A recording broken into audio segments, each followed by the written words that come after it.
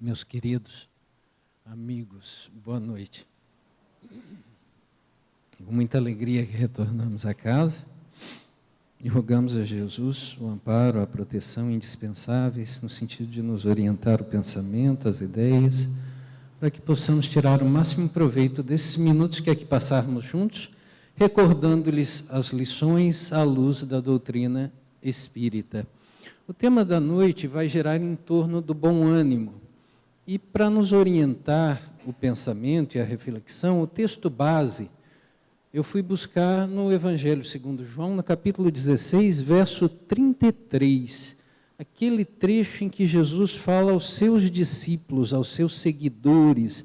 Nós estamos ali no âmbito da Santa Ceia, ou da Última Ceia, um último momento de intimidade que Jesus está tendo com o seu colégio apostólico reunido.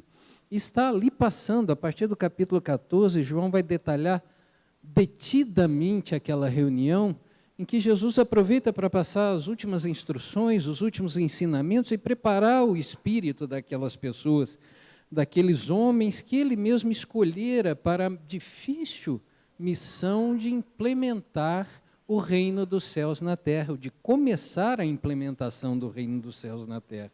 E numa última palavra de advertência e de exortação, Jesus vai dizer assim, é o último versículo desse capítulo, e a última palavra que Jesus deixou para eles e por extensão para todos nós. Ele vai dizer assim, tenho-vos dito isso para que creiais em mim. Neste mundo, de Jesus, passareis por aflições ou tribulações, dependendo da tradução que você pesquisar. Mas tende bom ânimo, eu venci o mundo. Diz Jesus, então, numa última palavra de advertência, que aqueles homens que ele mesmo escolhera, nem eles estariam isentos das tais tribulações ou aflições da existência. Jesus, na verdade, Jesus nunca prometeu facilidades aos seus seguidores.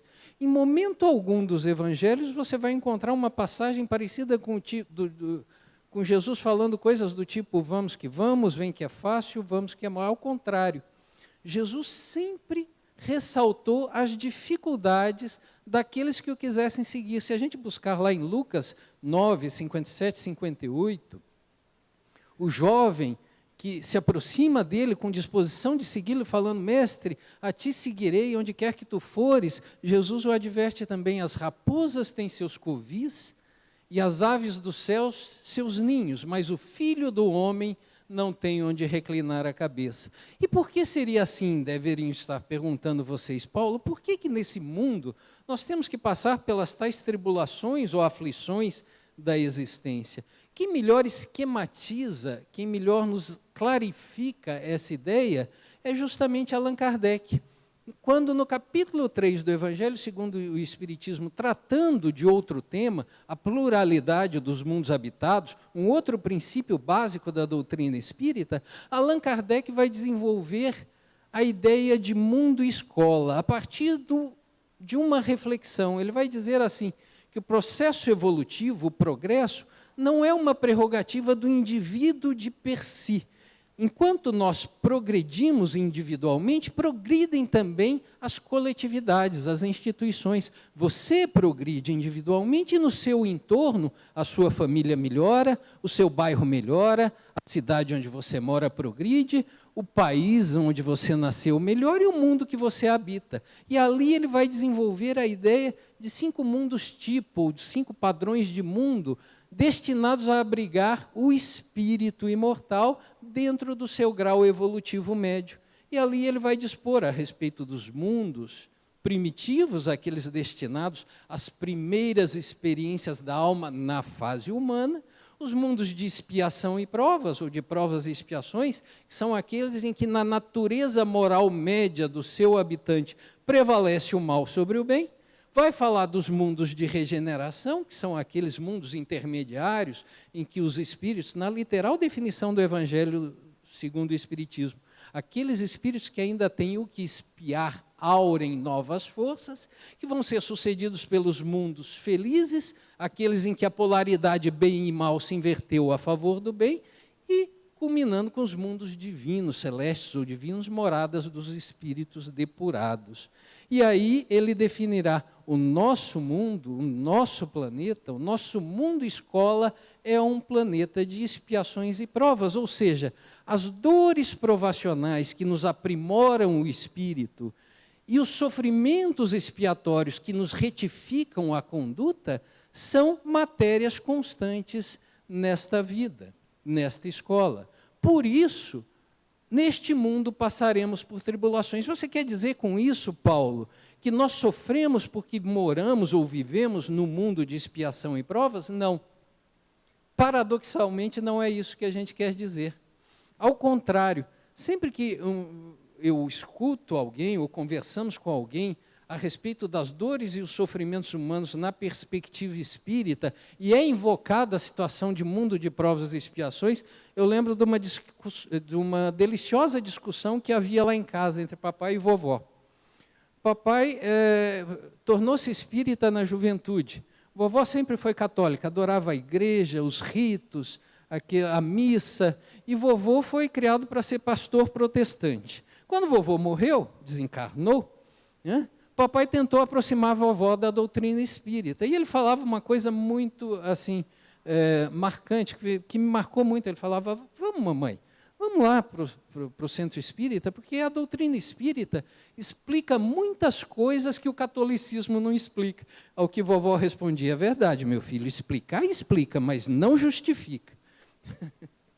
Eu me lembro sempre disso, porque explicar a dor e o sofrimento a partir do lugar onde você está é contrariar, é pelo menos uma meia-verdade, porque é contrariar a disposição expressa de Jesus, que dizia aos fariseus que vieram perguntar-lhe onde estava o reino, como é que se fazia para entrar, né? Ele dizia, debalde procurareis o reino dos céus aqui ou acolá, porque o reino não vem com aparências exteriores, o reino dos céus está dentro de vós, segundo a tradução de Almeida. Aí depois as teologias estão tentando modificar esse sentido para dizer que ele está no meio de nós, né? Ou dentre vós, mas na verdade a expressão que nos fala mais de perto ao entendimento é o reino é uma construção interior, ou seja, onde quer que você esteja, aqui no planeta Terra, na Conchinchina, ou no inferno, se inferno existisse, se você já for um espírito pacificado, você carregará o seu céu consigo onde quer que você esteja. Contrário senso, sendo você um espírito ainda imperfeito, ainda que você seja guindado ao sétimo céu, você vai levar as perturbações que lhe são inerentes, que lhe são peculiares, que lhe são próprias. Então, não é que sofremos porque vivemos no mundo de provas e expiações. Novamente, nos socorremos de Allan Kardec, agora no Céu e Inferno, capítulo 7, tópico Código Penal da Vida Futura, artigo 5º, ele vai dizer assim, a causa das aflições são as nossas imperfeições. O espírito, assim como a causa da nossa felicidade, são as qualidades que nós já conseguirmos adquirir. Assim, o espírito aure consigo, leva consigo o seu céu ou o seu inferno peculiar. Então, a ordem correta dos fatores nesse ponto, nesse tópico específico, não é porque sofremos porque moramos no mundo de provas e expiações. Sofremos porque somos imperfeitos. E porque somos imperfeitos, estamos agregados num mesmo mundo escola. Todo mundo matriculado aqui num planeta de expiações e provas. E aí você deve estar se perguntando, mas a palestra não era sobre bom ânimo? Era. Era não, continua sendo. É sobre bom ânimo na perspectiva da doutrina espírita. Então, não espere uma palestra de autoajuda, né? Se Jesus não prometeu facilidades aos seus seguidores, não sou eu quem irá prometê-la. Não é a doutrina espírita que a promete. E equivocam-se algumas religiões que estão inadvertidamente trocando o reino dos céus pelo reino da terra. A palestra é efetivamente sobre bom ânimo, porque na parte final desse versículo, Jesus, que faz a advertência na introdução, ele o complementa dizendo: "Tende bom ânimo, porque eu venci o mundo". Eu comecei a pensar no significado de ter bom ânimo diante das tribulações, das aflições da vida, o que seria aquilo. Mais do que uma exortação, vamos lá, vocês conseguem, desse tipo, me parece que ter bom ânimo diante do sofrimento, da prova ou da expiação, é condição para que a gente possa passar por elas com êxito, com sucesso. E assim eu comecei a me perguntar que condutas seriam essas reveladoras de um ânimo positivo, né? Porque a palavra ânimo, do latim animus, é dicionarizada, né, por alma, estado de espírito. E se você pode ter uma boa alma, um bom estado de espírito diante de uma tribulação, natural que você possa ter também um mau ânimo ou um desânimo. Acontece que o mau ânimo e o desânimo nos falam mais de perto até a própria evolução, porque a gente identifica rapidamente o significado disso. O que é ter um mau ânimo diante da tribulação, da prova, da expiação, das aflições da existência? É revoltar-se, né? Revoltar-se, desesperar-se, deprimir-se, né? Não aceitar, achar que nada vale a pena. Essa conduta nós conseguimos identificar sem fazer grande esforço. Mas o que seria ter bom ânimo diante das tribulações? Daí que eu trouxe alguns exemplos, na verdade 4, vamos ver se conseguimos chegar até o fim, de pessoas que passaram de uma forma positiva diante das atribulações e dos perrengues que estavam enfrentando na vida. Eu não trouxe exemplos tirados de outro lugar, senão do próprio Evangelho. Mas também não peguei as pessoas, né, de referência tradicional. Não vou falar aqui de Paulo, né, o apóstolo Paulo, que vivia entre cadeias e apedrejamentos e açoites, feliz da vida porque estava pregando o Evangelho de Jesus. Não é nem de Pedro, porque você vai falar, esse é Paulo, para Paulo foi fácil, para Pedro foi fácil. Então eu peguei alguns exemplos de algumas pessoas, até anônimas, cuja história está relatada nos 4 Evangelhos, para que a gente possa extrair algum ensinamento em torno das condutas que elas tiveram e que elas adotaram diante daquelas situações. A primeira história, muito conhecida, é a história da mulher hemorrágica, né? Narrada no capítulo 8 de Lucas e narrada no Evangelho segundo Mateus também. Aquela moça que há 12 anos vivia com uma hemorragia constante, que havia consultado todos os médicos, tomado todos os remédios e não conseguia melhorar, antes piorava, diz Lucas.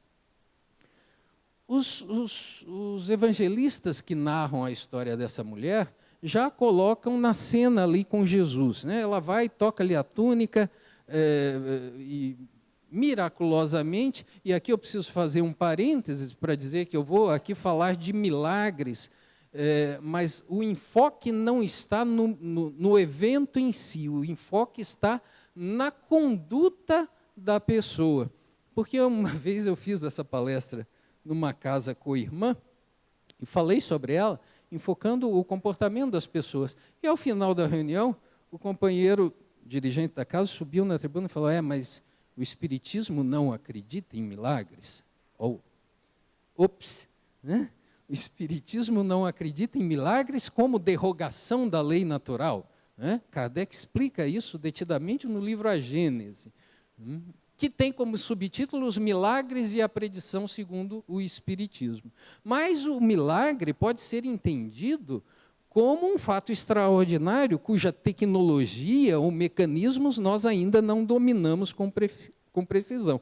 Kardec vai até ensaiar no capítulo 14, tratando dos fluidos do livro A Gênese, a explicação, por assim dizer, material dos referidos milagres. Mas toda vez que eu falar de milagres, abstraiam para o milagre dentro dessa concepção. Aquela mulher, então, vai tocar a túnica de Jesus e encontrar a sua cura, num evento de transfusão fluido-magnética, nos termos que Kardec nos apresenta. Mas eu gosto de pensar a situação dela antes dela estar ali, na presença de Jesus. Ninguém conta como é que foi que ela ali chegou, mas eu fico imaginando né? E como nós, raciocinando em torno dessa questão, e gosto de pensar essa mulher, essa senhora em casa, recebendo a notícia de uma vizinha, que estaria passando por aquela cidade. Isso não está na Bíblia, viu, pessoal? Isso é o Paulo fabulando em torno daquele feito. Uma vizinha que chega dizendo, fulana, está passando aqui pela cidade um profeta. Um tal de Jesus de Nazaré. Quem sabe ele não é a oportunidade de você resolver os seus problemas, de você encontrar a sua cura? Né? E eu fico imaginando qual teria sido a minha conduta se alguém me chega com uma notícia daquelas. Ou qual seria a sua conduta. Eu provavelmente diria para aquela senhora, olha, o que esse Jesus de Nazaré pode fazer por mim que os melhores médicos, que eu já consultei todos, não conseguiram fazer? Naquela época era comum os profetas, né, se levantarem na Palestina do século I. Estavam todos esperando a vinda do Messias, conforme Emmanuel vai narrar no livro A Caminho da Luz. Né? Então, Jesus não foi o primeiro profeta que se levantou se dizendo filho de Deus. Provavelmente, eu diria, olha, sinto muito, mas eu não vou, eu já gastei todos os meus recursos com médicos, já fiz todos os tratamentos, eu não tenho... Ela provavelmente sofrendo de uma hemorragia por 12 anos seguidos, ela deveria estar anêmica, né? Não tenho forças, não tenho dinheiro, não tenho recursos, e se por qualquer razão dessas ela não tivesse ido, ela não teria encontrado a cura naquela manhã. Mas ela foi. Ela foi e em lá chegando, diz o Evangelho de Lucas, encontra Jesus rodeado por uma pequena multidão. Jairo havia chegado, convocado Jesus para ir curar a sua filha. E Jesus ia apressado com Jairo, em busca de levar a cura para a menina, e uma pequena multidão de sofredores, de deserdados, de fariseus, né, estavam caminhando junto com Jesus, a tal ponto que o evangelista diz, a multidão o cercava e o oprimia. Então, se aquela mulher, da qual não sabemos o nome, tivesse imaginado que ia até Jesus e ia ter a oportunidade de falar com ele em particular, e falar, vem cá, senhor, eu já fui nesse médico, já tomei esses remédios, já me diagnosticaram assim, já fiz... Ela teria a oportunidade ímpar de dar meia volta e ir para casa. Né? E voltar, porque ela não teria a condição de ter uma conversa particular com Jesus. Mas... diz o Evangelho de Mateus, ela tem uma atitude diferente. Ela delibera interiormente que bastaria tocar-lhe a túnica. Né? Provavelmente tocada pelo magnetismo de Jesus, né? De uma forma mais profunda. Ela resolve que bastaria tocar-lhe a túnica. Então ela fica e faz um esforço extraordinário para uma mulher anêmica como ela deveria ser. Ela tem que abrir espaço no meio da multidão, possivelmente foi pisoteada, empurrada, enfim, até que ela consegue finalmente tocá-lo. E ao tocá-lo, Jesus para e dirige-se a Pedro, perguntando, Pedro, quem me tocou?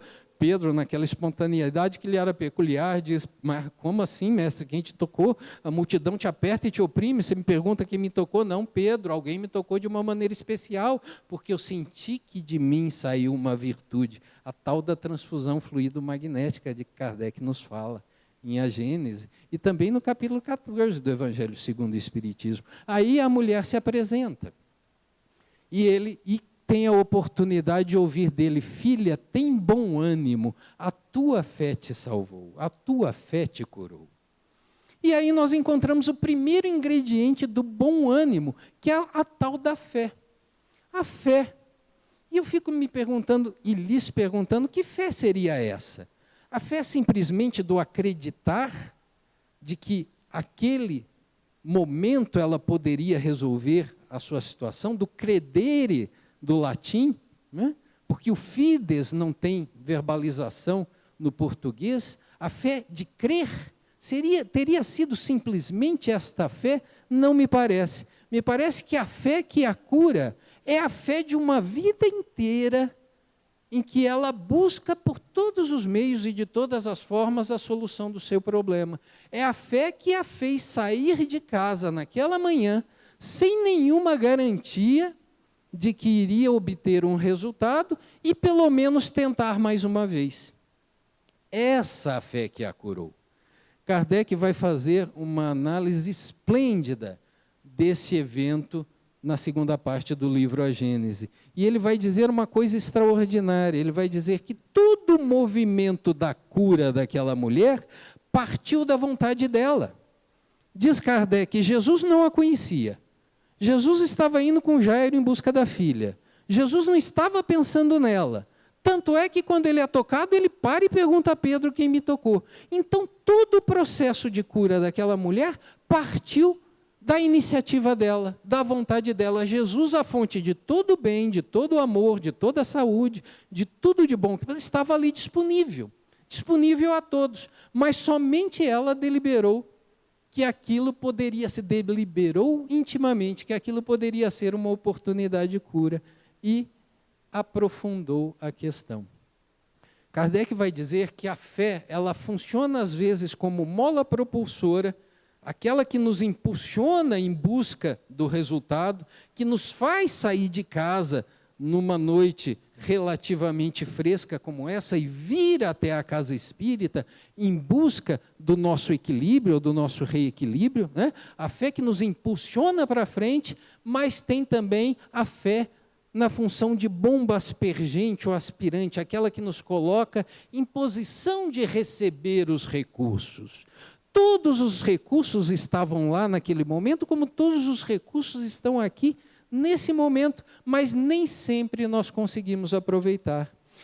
Quem lê André Luiz vai ver que em diversas oportunidades ele vai fazer referência, do ponto de vista espiritual, aos benefícios que fluem do alto incessantemente em nosso favor, mas, diz ele, nem sempre todos conseguem aproveitar. Alguns conseguem, foi o caso daquela mulher. Então, o primeiro ingrediente diante das tribulações, das aflições que a vida se nos apresenta, é exatamente esse, o da fé. A fé que nos move a tentar, a buscar a solução, porque os nossos problemas têm uma finalidade e os nossos sofrimentos têm um fim em si mesmos, não é?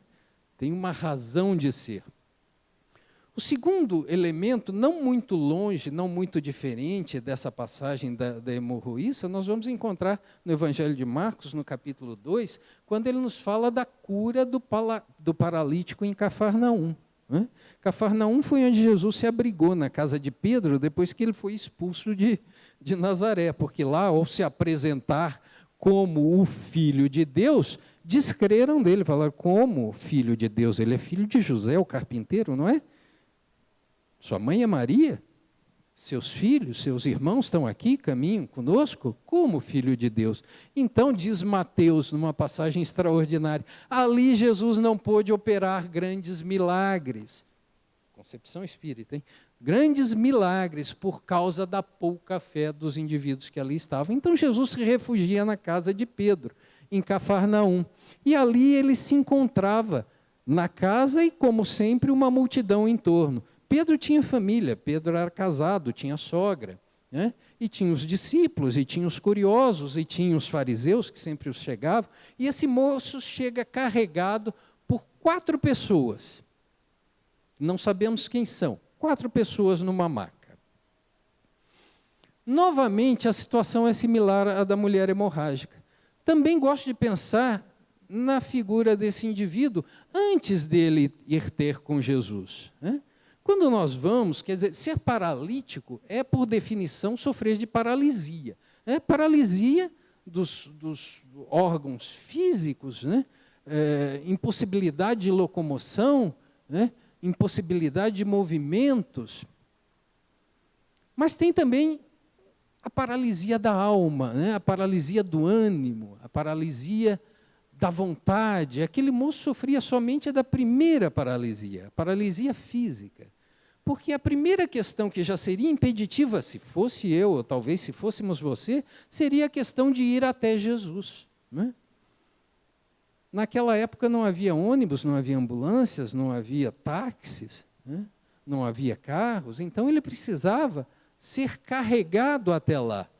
E ele encontrou 4 pessoas que se prestaram a lhe prestar esse favor. Os textos sagrados não falam quem eram essas 4 pessoas, se parentes, se amigos, se empregados, o que seja.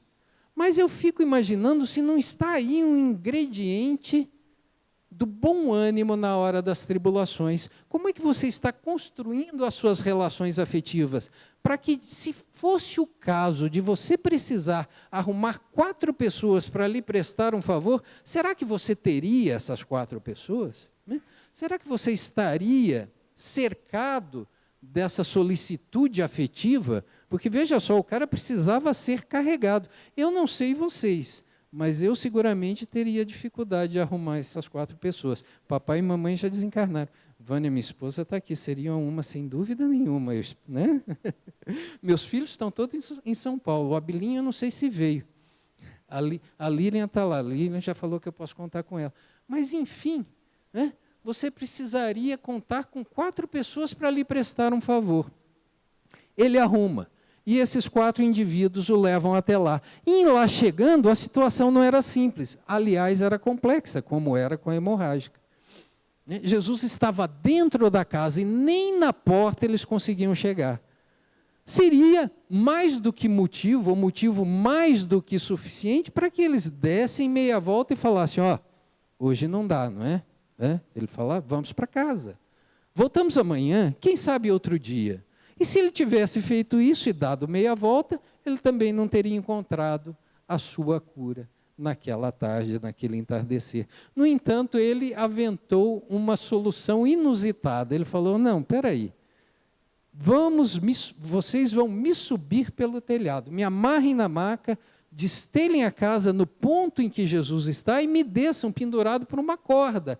E foi isso que eles fizeram. Que coisa extraordinária, não é? Às vezes nós estamos perto da solução do nosso problema e desistimos, e vamos embora. Ele não, ele resolveu que tinha que fazer um esforço a mais. Né? E não era qualquer coisa a mais. E eles, de fato, fazem assim, descem-no para que ele se encontre na presença de Jesus, onde imediatamente o Senhor fala, meu filho, teus pecados estão perdoados, né? Pega a tua maca e siga, ou seja, o seu sofrimento expiatório chegou ao fim. Se vocês lembrarem do conceito de expiação, lá do livro Céu e Inferno, tópico Código Penal da Vida Futura, Kardec vai dizer que que a expiação são os sofrimentos físicos e morais, que são decorrentes da falta cometida e que vão perdurar até que os traços da falta se apaguem. Quando os traços da falta vão se apagar, não sabemos. No caso do moço paralítico, se apagou exatamente naquela tarde. Né? Mas vão se apagar, porque os sofrimentos expiatórios têm por finalidade, são as dores que nos curam a alma lesada. E são, sobretudo, aqueles que nos retificam o caminho, nos instruem, nos ensinam. E aí eu fiquei pensando que a melhor pergunta a ser feita a vocês não seria se nós teríamos 4 pessoas que nos serviriam, nos valeriam para prestar um favor como esse. Mas se nós seríamos um daqueles 4 que carregariam o paralítico, será que nós seríamos? Será que a nossa disposição de auxílio chegaria a tanto? Não só de levar o cara até lá, mas de transpô-lo pelo telhado semiaberto, puxando por uma corda? Eu não sei se eu teria essa disposição. Nós fazemos malemar uma coisinha aqui, outra ali, no tempo que nos resta. Mas isso é importante, Paulo? Isso é importante. Por que como ingrediente de bom ânimo? É importantíssimo, porque Kardec vai dizer no artigo 8 do Código Penal da Vida Futura, do Céu e Inferno, que também é a base dessa nossa conversa, que nenhuma boa ação, por menor que seja, se perderá. Toda boa ação é contada em favor do indivíduo. Nós estamos muito acostumados a ouvir a lei de reciprocidade, de causa e efeito, de ação e reação, seja lá como você a entenda, como aquela lei que funciona apenas do seu lado negativo. Né? Nós pensamos assim, estamos colhendo hoje os maus frutos das más ações que eu fiz no passado. Esquecemos de ponderar que essa mesma lei tem um polo positivo ou ativo. Nós colheremos também os bons frutos de todas as boas ações que eventualmente nós praticarmos. Então, um grande ingrediente do bom ânimo diante das tribulações que você esteja eventualmente passando é solidarizar-se com a dor alheia, carregar os outros no colo, até que eles encontrem Jesus e você por extensão também, porque toda ação boa nos é computada. Então, aí já temos 2 ou 3 grandes elementos de bom ânimo diante das tribulações da existência. Fazendo um contraponto com o paralítico de Cafarnaum, nós vamos buscar no Evangelho de João, e só ele relata este milagre do ponto de vista espírita. No capítulo 5, o paralítico em Jerusalém, no tanque de Betesda, ou Betesdá, né?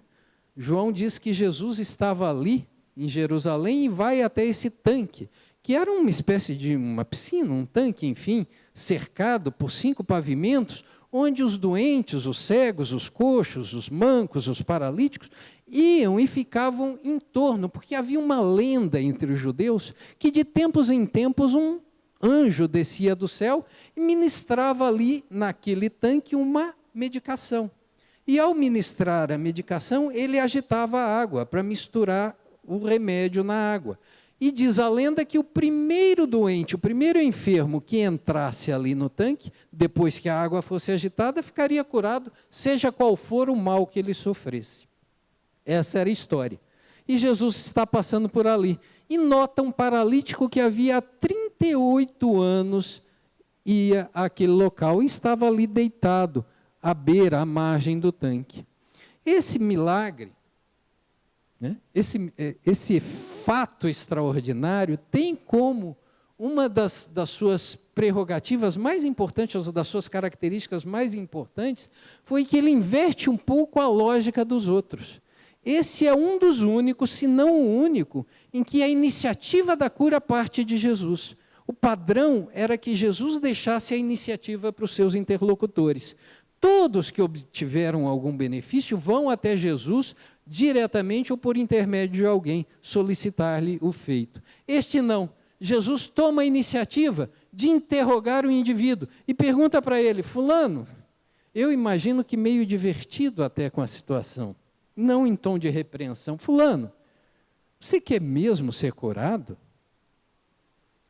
Essa é uma pergunta que nós precisamos nos fazer quando estivermos passando pelas atribulações e pelas provas e pelas expiações da existência. Será que nós queremos mesmo ser curados? Jesus nota uma contradição no comportamento daquele indivíduo. Ele ia para lá, fazia 38 anos, um local onde se vai para se buscar a cura, mas ele não estava no entorno, pronto ali, de prontidão, esperando que a água fosse. Ele estava deitado ao largo, à margem.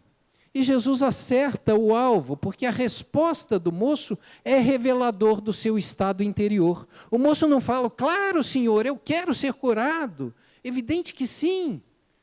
O moço fala: Senhor, eu não tenho quem me leve até o tanque. E até que eu me levante, outro vai e entra na minha frente. O que é isso, meus amigos? Uma queixa. Uma queixa. Ele estava ali para se queixar. E é uma queixa que imputa a responsabilidade da sua cura para terceiros. Ele fala: não tenho quem me carregue. Não tenho quem me carregue. Então, como eu não tenho quem me carregue, eu permaneço nessa situação e vou permanecer indefinidamente. 38 anos, 38 vidas, 38 séculos, enquanto nós não tomarmos para nós a responsabilidade que nos compete para modificar as situações em que nós mesmos nos colocamos, nós não vamos encontrar a cura dos nossos males. Enquanto nós continuarmos transferindo responsabilidades, como se aquilo não fosse conosco, apenas para nos queixar, e que isso já nos satisfaz psicologicamente, né? Nós não vamos encontrar a cura. Há uma parte do esforço que é pessoal e intransferível. Ninguém pode fazer por você. Há uma parte no processo, Kardec novamente, céu e inferno, Código Penal da Vida Futura, o processo de regeneração do espírito que caiu. Kardec vai dizer que o processo se perfaz em 3 tempos: no arrependimento, na expiação e na reparação. Enquanto você não se arrepender, e arrepender-se é reconhecer o erro, reconhecer a sua responsabilidade no fato que está lhe ocorrendo, nada muda. Você não volta para casa, né? Você vai continuar a persistir naquela situação. E nós muitas vezes somos assim. Transferimos a responsabilidade para o outro daquilo que nos compete fazer. Jesus resolve a questão em 2 tempos. Ele não fala, vem cá, meu filho, que eu vou te carregar até lá e te botar no tanque. Não, ele fala, levanta, pega o teu leito e anda. Levanta, pega a tua vida, o teu catre, aquilo que você fez dela, e volta para casa. Lembra? Parábola do filho pródigo? Em algum momento o caído tem que levantar. E ele só vai levantar no momento que ele estiver convencido de que errou. E aí é preciso fazer com as próprias pernas o caminho de volta. Tem uma parte do testemunho que é individual, inalienável, intransferível. Se vocês... conhecida história de André Luiz, no livro Nosso Lar, o último capítulo, 49, 50, em que ele se torna cidadão de Nosso Lar, né? Ele está ali na casa, volta para casa, encontra a ex-casa dele, com a ex-esposa dele, morando com um outro cidadão, e é tomado de ímpetos de odiá-lo, né? De revidar, mas não, ele se deprime, deixa o tempo passar, recebe a visita de Clarencio, que vai falar para ele, meu filho, olha, a teoria você já sabe. Lembra aquela história do amar ao próximo como a si mesmo? Isso opera milagres. Só que eu não posso fazer por você. É você quem tem que fazer, né? O testemunho é individual. Então, em algum momento, nós temos que pegar a nossa vida e aquilo que nós fizermos dela, botar a mão na cabeça, cair em si, como dizia Jesus, fazer o caminho de volta, enfrentar as expiações consequentes, né?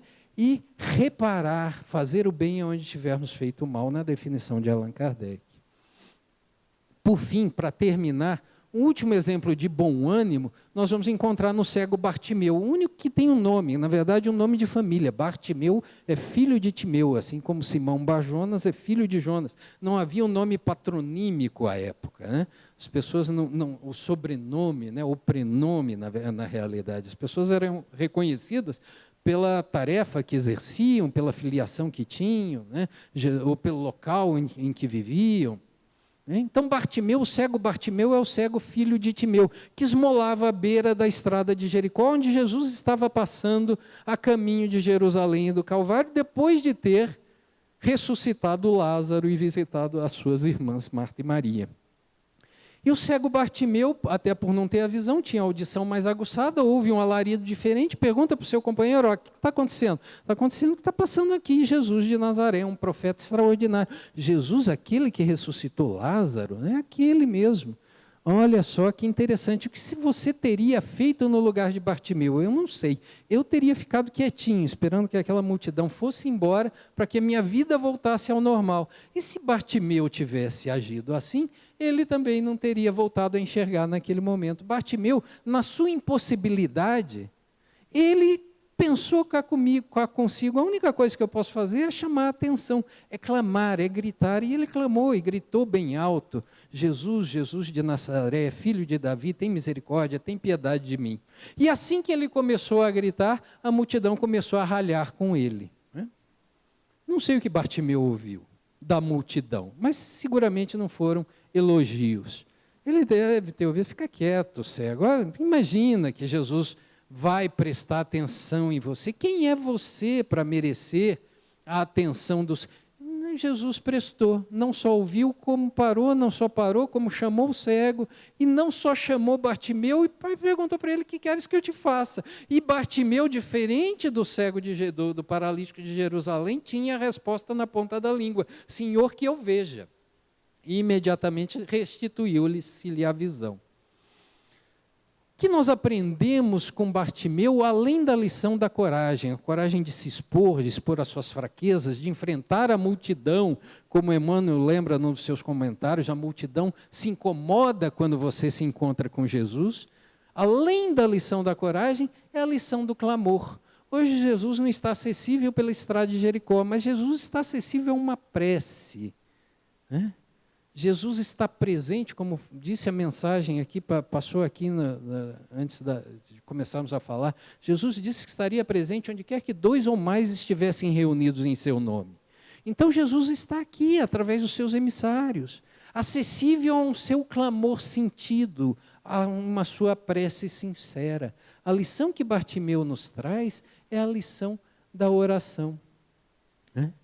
Então, nós temos aqui 4 ou 5 elementos básicos de ter bom ânimo diante das tribulações ou das aflições da vida. A fé que nos impulsiona para frente, não a fé daquele que fica em casa esperando que o milagre se faça, né, de preferência por um canal da net, pela televisão. Não é assim que vai acontecer. É a fé que te move, que te põe em movimento, que faz buscar a solução do seu problema, e a fé que se coloca à disposição para receber os auxílios que fluem insistentemente do alto. A lição do esforço, o esforço pessoal intransferível, e às vezes o esforço extra que nós temos que fazer em busca da solução dos nossos problemas, e o clamor da oração. Essa é uma receita básica para que a gente possa encerrar lembrando aquelas palavras de Jesus: buscai e achareis, batei e abrir-se-vos-á, pedi e obtereis, buscai e achareis, batei e abrir-se-vos-á. Porque todo aquele que pede recebe, o que busca acha, e o que bate a porta se lhe abrirá. Pedir, buscar e bater são verbos, e verbos são as estruturas da oração que indica a ação do sujeito, a ação a fazer. Diante das tribulações, das aflições da vida, nós temos que agir. Pedir, buscar e fazer e bater indicam também um processo. Nós costumamos entender essa frase como objetos estanques, mas não, é um conjunto, é um processo. É preciso pedir e buscar e bater. Normalmente a gente para no pedir, mas não, nós precisamos pedir sim, mas irmos ao encontro de buscar aqueles locais, aquelas situações que poderão nos oferecer uma oportunidade de renovação e batermos nas portas do esforço pessoal, do trabalho e da transformação interior, sem as quais nada se modificará na nossa vida. E que Jesus nos sustente e nos ampare nessas lutas, nessa jornada que nos são comuns a todos.